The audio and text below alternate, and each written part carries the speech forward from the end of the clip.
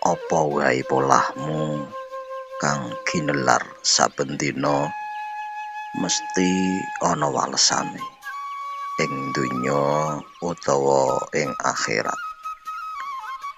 Ana esem sumringah nentremake jiwa lara asale saka wicara kang kebak welas asih lan tresna.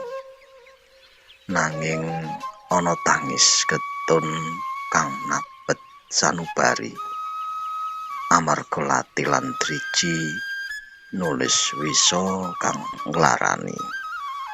Ora usah gumun yen uripmu kebak sandungan menawa mbiyen tau ngiris atine liyan. Ora perlu kemrenggeng yen rejeki rada seret. Coba eling-elingen apa kowe tau njupuk hake wong cilik. Karma iku dudu paukuman saka Gusti kang kawasa, nanging unduh-unduhan saka tetanduranmu dhewe. Mula ayo bebarengan nata lampah lan budi supaya urip tentrem nganti tumekaning pati.